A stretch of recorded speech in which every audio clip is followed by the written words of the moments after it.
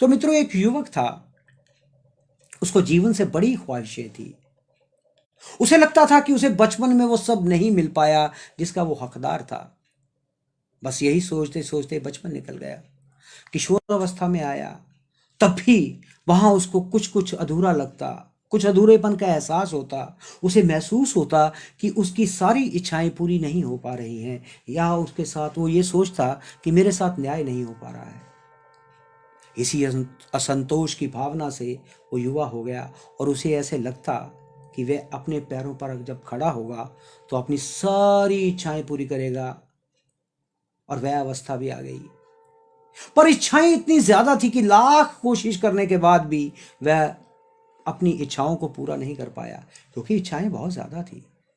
वो युवक बेचैन रहने लगा, लेकिन उसकी बेचैनी के चलते इसी बीच वह किसी सत्संगी के संपर्क में आया, और संपर्क में आके उसको वैराग्य प्राप्त हो गया। वह स्वभाव और कर्म से संत होने लगा, और संत होने के लिए किसी चीज की लालसा ना रही। जब वो संत हो गया तो किसी चीज की लालसा न रही, और जिस संत की संगति में उसे वैराग्य प्राप्त हुआ था, वह लगातार भगवान की भक्ति में लगे रहते। उनकी इच्छाएं बहुत थोड़ी थी, उनकी इच्छाएं बहुत थोड़ी थी, लेकिन वो पूरी हो जाती थी। क्योंकि जब इच्छाएं कम हो तो वो उसकी पूरी होने की संभावना बहुत ज्यादा होती है।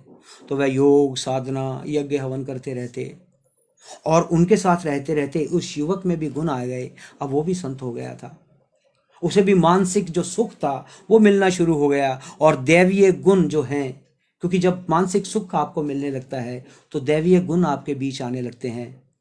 और वो भी इस हर बार ईश्वर की लंबी साधना में बैठा रहता, और इस साधना करते करते देवता उससे प्रसन्न हो गए। एक देवता प्रसन्न हो गए और उन्होंने उसको दर्शन दिए और अपनी इच्छित वरदान मांगने के लिए उसको कहा। उस संत ने कुछ पल सोचा, फिर वो देवता से बोले कि मुझे कुछ नहीं चाहिए, मुझे कुछ नहीं चाहिए। देवता ने प्रश्न किया कि जहां तक मैं आपको जानता हूं, आपकी ज्यादातर जो आकांक्षाएं हैं वो पूरी नहीं हो सकी हैं। जितना मैं आपके बारे में जानता हूं, वो यही जानता हूं कि आपकी आकांक्षाएं पूरी नहीं हुई। इस पर उस संत ने कहा कि जब मेरे मन में इच्छाएं थी तो कुछ मिला ही नहीं, जब मेरे मन में इच्छाएं थी तो कुछ नहीं मिला, और अब जब मुझे कुछ नहीं चाहिए तो आप सब कुछ देने के लिए तैयार हैं। आप मुझसे प्रसन्न हैं, मेरे लिए यही काफी है, मुझे और कुछ नहीं चाहिए। देवता मुस्कुराने लगे और उन्होंने कहा, इच्छा पर विजय प्राप्त करने से ही आप महान हुए हैं, और भगवान और आपके बीच में केवल यही बाधा थी। आप में और परमेश्वर में कहीं बीच में सिर्फ एक ही बाधा थी, वो थी आपकी अनंत इच्छाएं। और उस बाधा को खत्म करके आज आप पवित्र हुए, और मुझे स्वयं परमात्मा ने भेजा है, परमपिता परमेश्वर में भेजा है। इसलिए आपको कुछ ना कुछ स्वीकार करना ही होगा, क्योंकि आप कुछ ना कुछ स्वीकार करके मेरा और उस परमपिता परमेश्वर का मान रखिए। संत बहुत सोच विचारा,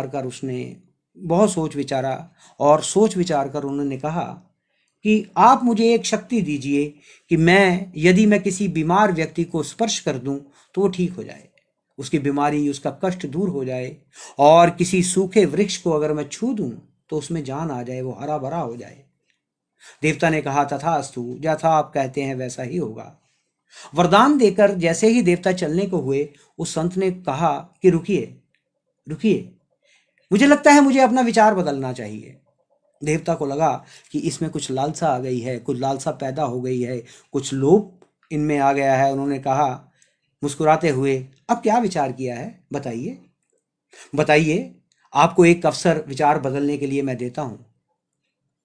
संत ने कहा कि मैं अपने वरदान में संशोधन चाहता हूं, मैं अपने वरदान में संशोधन करना चाहता हूं। मैंने आपसे मांगा कि यदि मैं बीमार व्यक्ति को छू दूं तो वो उसको स्वास्थ्य लाभ हो जाए, सूखे वृक्ष को मैं छू दूं तो वह हरा भरा हो जाए।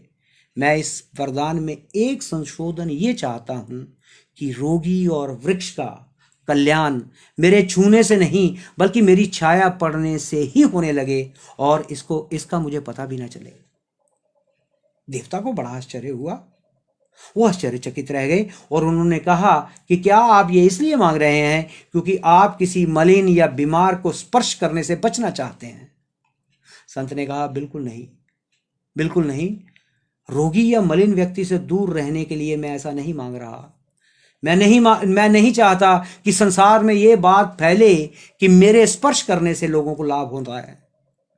और एक बार ये बात फैल गई तो फिर संसार के लोग मुझे चमत्कारिक शक्तियों वाला सिद्ध प्रचारित कर देंगे, साबित कर देंगे। और मैं लोगों का कल्याण तो चाहता हूं, लेकिन उस कल्याण के लिए मेरी प्रसिद्धि हो, मैं ये नहीं चाहता। देवता ने बड़े हैरान होकर प्रश्न किया, पर आप ऐसा क्यों चाहते हैं? आप ऐसा क्यों चाहते हैं? इसमें आपका क्या नुकसान हो सकता है? संत बोले, शक्ति का जो एहसास है ये मन को मलिन करके कुचक्रों की रचना शुरू कर देता है। और चाहे वह कोई भी दैवी शक्ति ही क्यों ना हो, यदि प्रचार शुरू हुआ तो मेरे मन में श्रेष्ठता का अभिमान होने लगेगा और ये वरदान मेरे लिए श्राप बन जाएगा। और इससे तो अच्छा है कि लोगों का कल्याण भी हो जाए और मुझे पता भी ना चले, ना मेरे अभिमान की संभावना कोई रहेगी।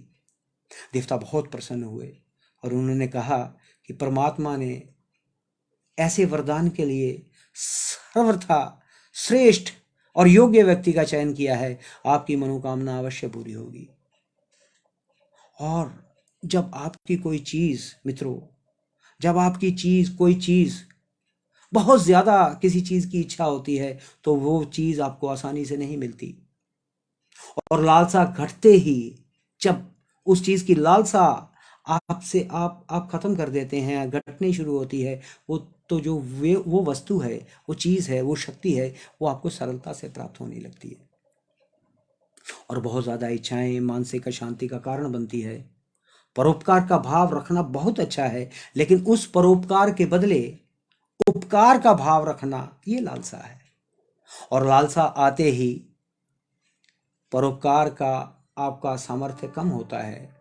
ये आजमाई हुई बात है, जरा ध्यान से सोचिए तो आपको लगेगा कि ये सत्य है। और परमात्मा मनुष्य की तरह तरह से परीक्षा लेते हैं। और किसी दिन परमात्मा ने सच में कोई देवीय शक्ति देने का आपको मन बना लिया तो इस कथा को याद रखिए। इस कथा को याद रखिए, क्योंकि वो ईश्वर जो है वो चमत्कारिक शक्तियां देते हैं, लेकिन इसका प्रयोग परमार्थ के लिए जो करता है बस वही संत होता है।